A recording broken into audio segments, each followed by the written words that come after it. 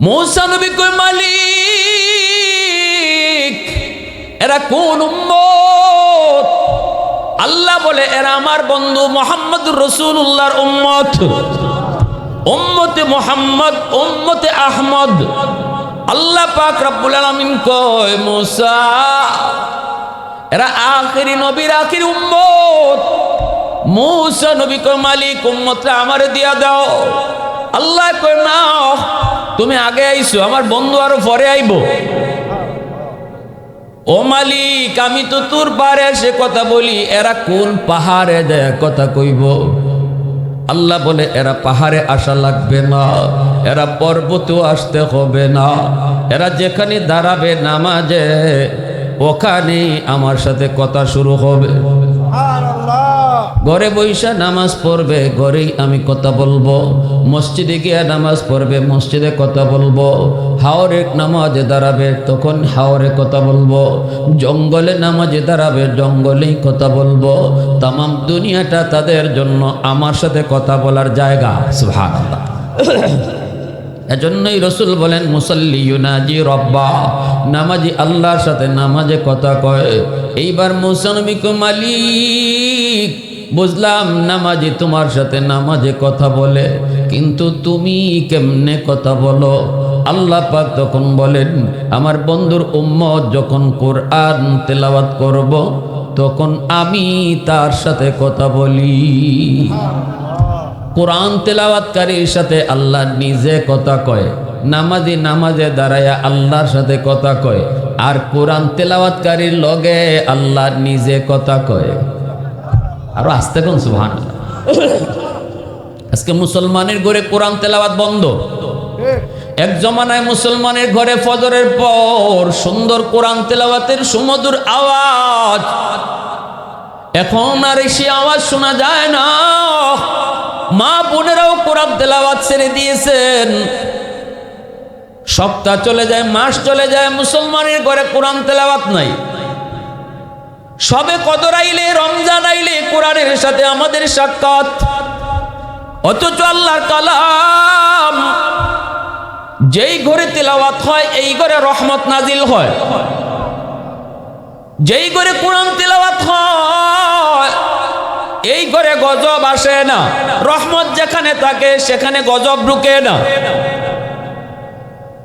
এজন্য বলতেছি মূসা নবী একদিন বলতেছে মালিক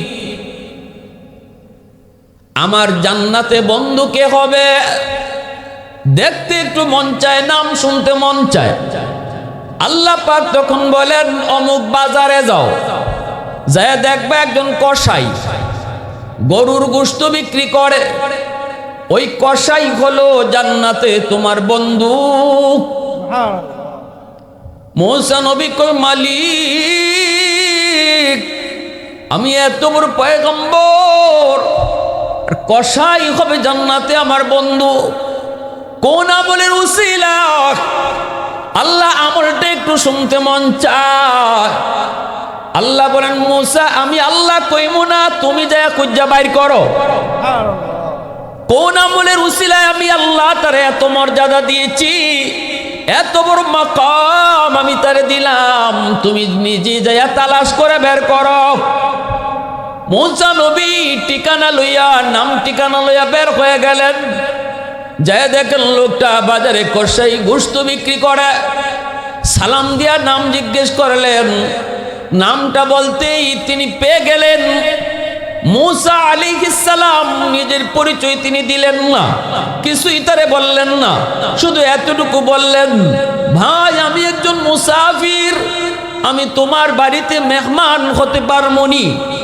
লোকটায় কয় হ ভাই আমি তো মেহমানদারির জন্য পাগল কারণ মেহমানদারিতে কখনো কমে না মেহমান আইসা কমায় না নবীজি বলেন মান আরাদা আইয়াবসুতার রিজকা ফালইউকরিম দাইফা তোমরা যদি রিজিকের ভিতরে প্রশস্ততা চাও তাহলে বেশি বেশি করে মেহমানদারি করাও মেহমানদারি করাইলে রাসূল বলে মেহমান আইসা তোমার রিজিক বাড়ায় দেয়া যায়, আর আমি আপনি দেখি কমায়, আমি আপনি দেখি কমায়।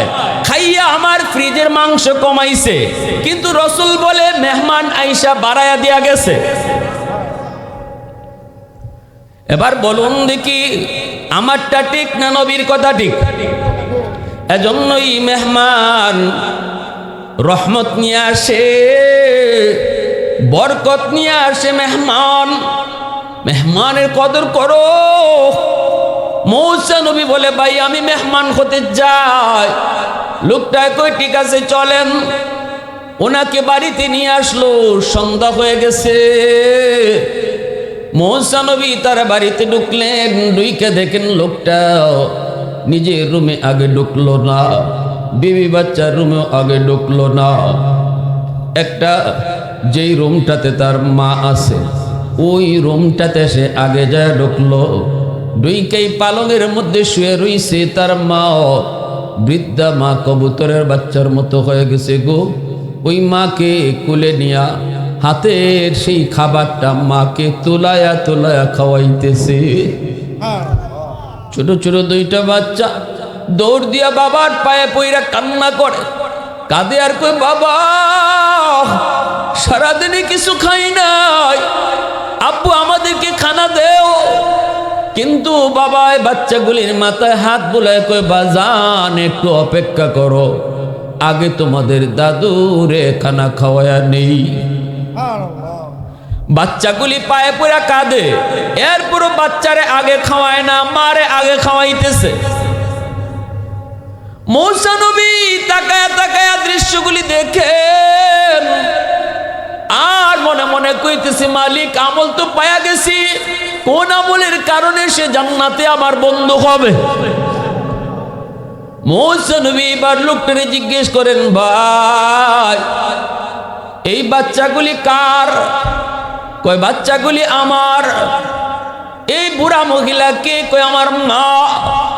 বাচ্চাগুলি তুমি আগে খাওয়াইছো না, মারে আগে খাওয়াইছো। এই আমল কতদিন যাবত তুমি করো? লোকটায় কই ভাই আমি 40 বছর যাবত এই আমল করি। 40 বছর যাবত আমি মারে আগে খাওয়াই, নিজে আগে খাই না, বউ বাচ্চারও আগে খানা দেই না, আগে মারে খাওয়াই, এরপরে বউ বাচ্চা নিয়ে খাই, মাকে আগে আগে খাওয়াই। কারণ আল্লাহ পাক পবিত্র কুরআনুল কারীমের সূরাতুল বাকারায় আল্লাহ নিজে ঘোষণা দিয়েছেন, ওয়ায়াসআলুনাকা মাযা ইউনফিকুন কুল মা আনফাকতুম মিন খায়র ফালিল ওয়ালিদাইনি ওয়াল আকরাবিন। আল্লাহ বলতেছে বন্ধু মানুষ তোমাকে জিজ্ঞেস করে টাকা পয়সা কোন জায়গায় আগে খরচ করব, কোন কোন জায়গায় খরচ করবে, সম্পদ কোন জায়গায় ব্যয় করবে। আল্লাহ বলে বন্ধু জবাব তুমি দিও না, জবাব আমি আল্লাহ দিতেছি। আমার জবাব তুমি শুনে দাও, উম্মতকে জানায় দাও সবার আগে তার টাকা, তার পয়সা, তার সম্পদ মা বাবার জন্য খরচ করা লাগবে। সুবহানাল্লাহ। বেতনের টাকা পকেটে এসেছে, আল্লাহ পাকের নির্দেশ হলো নিজের জন্য আগে নয়, বউ বাচ্চার জন্য আগে নয়, আগে তার মার জন্য, আগে তোমার বাবার জন্য, সবার আগে বাপ মার জন্য খরচ করো। শীতের সিজন সামনে আসতেছে রে যুবক, এবার তুমি বলো আমার আল্লাহর কথা যদি তুমি বুঝে থাকো, শীতের পোশাক তুমিও কিনবা, বিবি বাচ্চার জন্য কিনবা, মা আছে বাবা আছে তাদের জন্য শীতের কাপড় লাগবে। এবার একটু বলো তো দেখি কার কাপড়টা আগে কিনবা, নিজেরটা না বাপ মারটা? কথা বুঝেননি আপনি আমার? বউর কাপড় আগে কিনবা না বাপ মারটা আগে? সন্তানের শীতের কাপড় আগে না বাপ মার আগে? সিদ্ধান্ত কার? আমি মৌলবি দিছি সিদ্ধান্ত, সিদ্ধান্ত কার? ঔষধের প্রয়োজন, ঔষধের প্রয়োজন। আমার ঔষধ কিনলে পড়ে আমার ওষুধ লাগবে, সন্তানের ওষুধ লাগবে, বিবির ওষুধ লাগবে, মার ওষুধ লাগবে। একজনের ঔষধ শুধু কিনা যাবে, বাকি জনের ঔষধ কিনা যাবে না, পকেটে টাকা কম। আমি জবাব চাইতেছি, জবাব জবাব, এই আমার দিকে মনোযোগ, আপনারা মনোযোগ আমার দিকে দেন। অল্প সময় কিছু কথা, লম্বা চড়া বয়ান না, কিছু কথা শুনেন মন দিয়া। কেউ হাঁটাচড়া করবেন না এদিকে এদিক সেদিক। পরিবেশ এলোমেলো হইলে আমি হুট করে মোনাজাত দিলাম। বলেন, ঔষধ শুধু একজনে কিনা যাবে, বাকি জনের কেনার টাকা নাই। আপনারও লাগবে, বাচ্চারও লাগবে, বউয়েরও লাগবে, মারও লাগবে। আল্লাহর সিদ্ধান্ত যদি আপনি বুঝে থাকেন, বলেন কার ওষুধটা কিনবেন? আলহামদুলিল্লাহ, জোরে বলেন। কার ওষুধ? বাবার লাগলে বাবার, মার লাগলে মার। এটি সিদ্ধান্ত কার? পবিত্র কোরআনের সূরাতুল বাকারা খুঁজে দেখেন, আল্লাহ নিজে বলছে, বন্ধু মানুষ তোমাকে জিজ্ঞেস করে কোন জায়গায় সম্পদ ব্যয় করবে, জবাব তুমি দিও না, আমি আল্লাহ দিতেছি। ওয়ায়াসআলুনাকা মাযা ইউনফিকুন কুল, আল্লাহ আটকাই দিছে রাসূলকে, বন্ধু জবাব তুমি দিও না, জবাব আমি আল্লাহ দিতেছি। আমি আল্লাহ দিতেছি কইয়েই আল্লাহ কয় সবার আগে বলবা যেন তার টাকা বাপ মার জন্য খরচ করে। তাহলে দোকানের ব্যবসা করে লাভ হয়েছে, লাভের টাকা তোমার পকেটে ঢুকছে, নিজের জন্য আগে নয়, আগে দেখো মার কি লাগবে, বাবার কি লাগবে। সিদ্ধান্ত কার? আল্লাহর সিদ্ধান্ত। মূসা আলাইহিস সালাম বলেন, ভাই ইনি কে? আমার মা। এইভাবে মাকে কতদিন যাবত আগে খাওয়াও, এরপরে নিজেরা খাও, কতদিন যাবত তুমি এই আমলটা তুমি করো? কসাই লোকটা কয়, ভাই 40 বছর যাবত। এই কথা বলতেই মূসা নবী বলতেছেন, ভাই রে তোমার মা ঠোঁটটা নাড়ায়া নাড়ায়া কি যেন দোয়া করলো, কথাগুলি আমি বুঝি নাই, একটু বুঝে কও। লোকটায় তখন কয়, ভাই মা দুইটা দোয়া করে সব সময়, একটা দোয়া দুনিয়াতে কবুল হয়ে গেছে, এই কবুল হয়ে গেছে এটা আমি হাতে নাতে পেয়েছি, কিন্তু আরেকটা দোয়া মার কেমনে কবুল হবে আমার বুঝে আসে না গো, কেমনে কবুল হবে বুঝে আসে না। মূসা নবী বলতেছে, ভাই কি সেই দুইটা দোয়া একটু আমার শোনাও। কয়, আম্মায় প্রথম দোয়াটা করে, আল্লাহ আমার সন্তান রে তুমি দুনিয়াতে অভাবে ফালায়ও না, আমার সন্তান রে তুমি সব সময় সুখে রাখো, শান্তিতে রাখো। আল্লাহ আমারে কোনোদিন অভাবে ফালায় নাই, মানুষ আমার কাছে কিছু পায় না, বরং আমি পাই। অভাব আল্লাহ আমারে ফালায় নাই, আমি সুখ পেয়েছি, শান্তি পেয়েছি, বউ বাচ্চা নিয়েও আমি বড় শান্তিতে আছি, অভাবের ভিতরে আল্লাহ আমারে ফালায় নাই। মার এই দোয়াটা কবুল হয়েছে, আমি নিজের চোখে দেখেছি। আরেকটা দোয়া মায় করে, মালিক তুমি জান্নাতে আমার সন্তান রে মূসা নবীর বন্ধু বানাইও।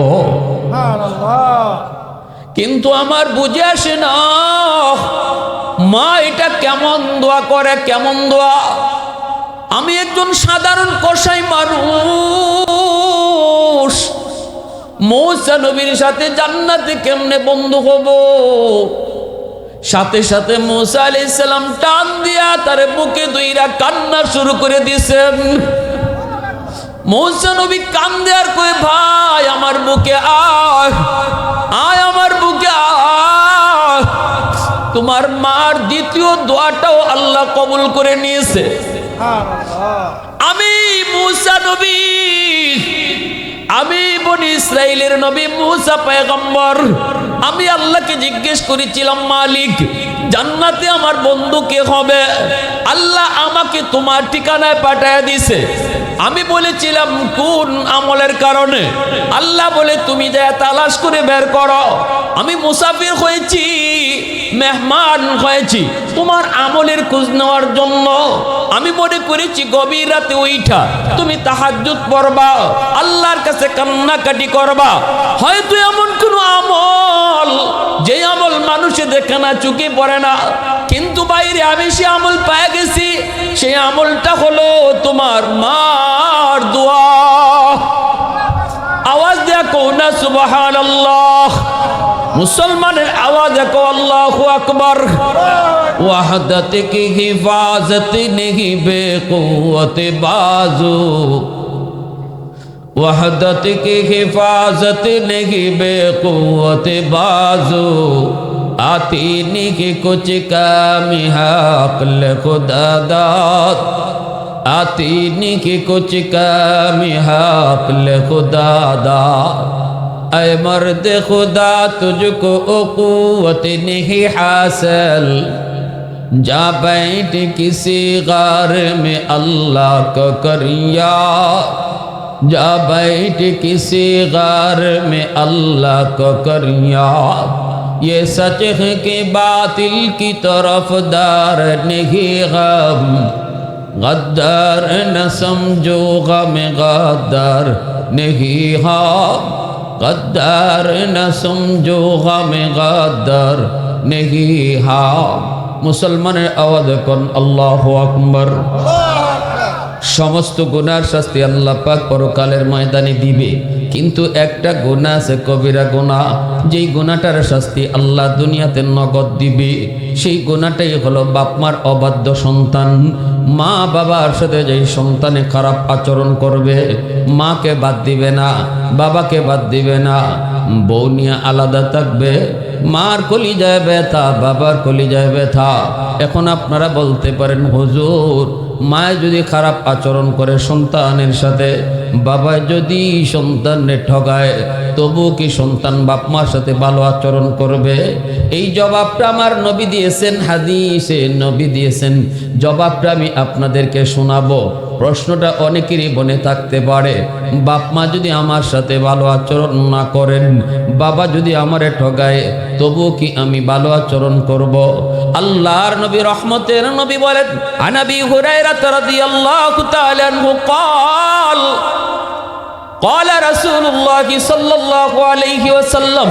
من أصبح مطيعا لله في والديه أصبح له بابان مفتوحان من الجنة মদিনার মসজিদ মিম্বরে বৈশা দু জাহানের বাদশা বয়ান করতেছেন মা বাবার হক নিয়া বাপ মার কথা বলতে গেলেই রাসূল চোখ দিয়ে পানি ঝরে কাঁদতেন উম্মতের সামনে শুধু বলতেন উম্মতের দল আমি নবী জন্মের আগেই বাবা হারাইছি বাবার আদর কেমন আমি নবী তা জানি না আব্বু ডাকের ভিতরে কত মজা আমি বুঝি না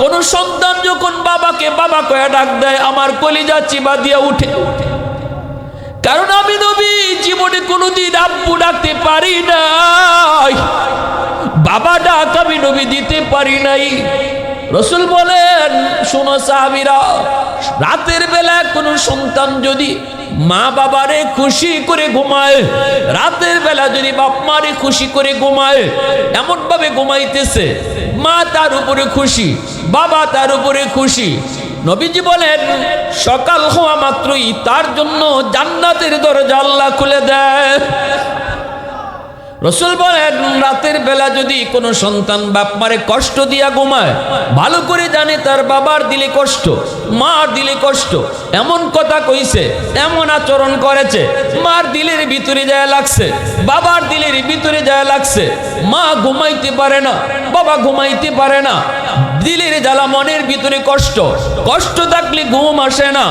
বাবা মা দুজন রাতে ঘুমাইতে পারে না কান্না করে বাবা মারে সান্ত্বনা দেয় স্বামী স্ত্রী একজন আরেকজনকে সান্ত্বনা দেয় তুমি এইদিকে বউ বাচ্চা নিয়ে ঘুমায় গেছো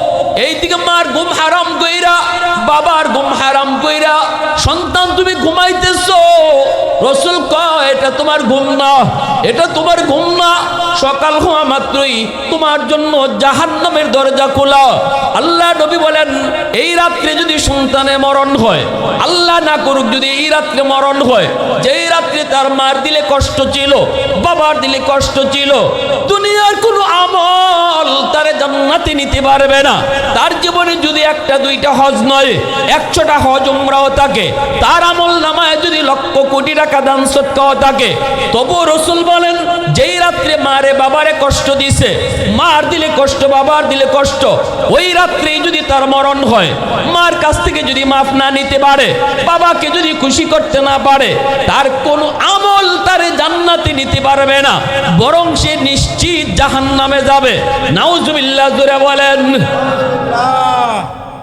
এই ওয়াজটা রাসূল যখন সাহাবায়ে কেরামের সামনে করেন তখনই একজন সাহাবী দাঁড়ায় গেছে।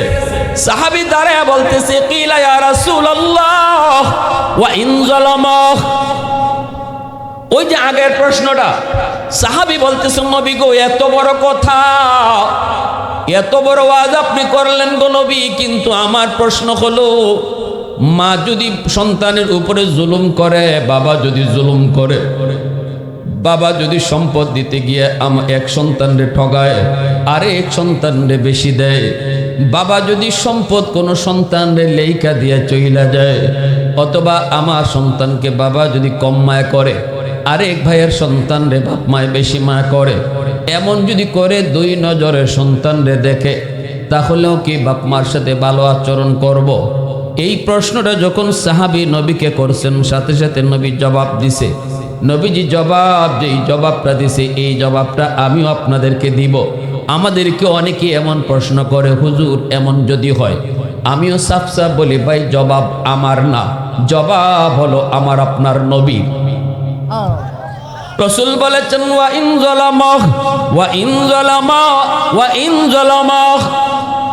আল্লাহ রসুল বলেন, যদি বাপ মা, তিনবার কইছেন রসুল, যদি বাপ মায় জুলুমও করে, জুলুমও করে, জুলুমও করে, কয়বার? জোরে বলেন কয়বার? রসুল একবার কর নাই। সাহাবী জিজ্ঞাসেন, বাপ মা যদি জুলুম করে সন্তানের সাথে, রসুল বলেন, ওয়া ইন যালামা ওয়া ইন যালামা ওয়া ইন যালামা। যদি জুলুমও করে, জুলুমও করে, জুলুমও করে, তবুও সন্তান জুলুম করতে পারবে না।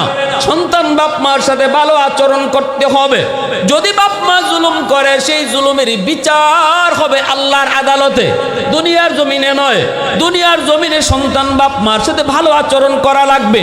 শুধুমাত্র মা হওয়ার কারণে, শুধুমাত্র বাবা হওয়ার কারণে, এই বাপ মার উসিলায় দুনিয়া দেখছো, এই কারণে বাবা তোমার কাছ থেকে ভালো আচরণ পাও না, মা তোমার কাছ থেকে ভালো আচরণ পাও না। সম্পদ যদি তোমারে নাও দেয়, তোমার সাথে ভালো আচরণ যদি নাও করে, শুধু দুনিয়া আসার উসিলা তোমার বাপ মা, এজন্য তুমি বাপ মার সাথে ভালো আচরণ করবা। ভালো আচরণ তাদের পাও না, এটা হলো দুনিয়ার নিজাম। কিন্তু যদি জুলুম করে থাকে, সেই বিচার আল্লাহর আদালতে ঠিকই হবে। আল্লাহর আদালতে, আল্লাহর আদালতে হবে।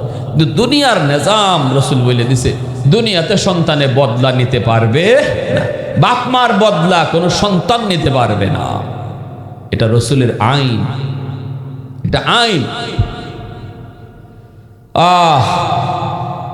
মূসা আলাইহিস সালাম বলতেছে, ভাই আয় আমার বুকে আয়, আমি বুঝছি, আমি বুঝে গেছি কেন আল্লাহ তোমার এইরকম দাবি বানাইছে। তো একমাত্র কবিরা গুনাহ, যেই গুনাহটার শাস্তি আল্লাহ দুনিয়াতে নগদ দেয়। দুনিয়াতে করাচির হযরত হাকিম আক্তার সাহেব, ওই বাস্তব ঘটনা একটা শোনাইতেছি, শুনেন। করাচির হযরত হাকিম আক্তার সাহেব আরেফ বিল্লাহ, সমাজে তালাশ করলে এমন বহু পাওয়া যাবে।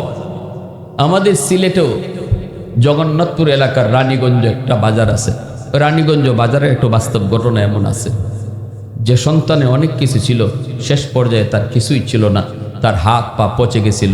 অপরাধ ছিল মাকে মারা, মাকে আঘাত করা। করাচির হযরত বলেন, আমি মসজিদে নামাজ পড়ি, দেখতেছি একটা যুবক বড় সুন্দর করে নামাজ পড়ছে, তার রুকু সুন্দর,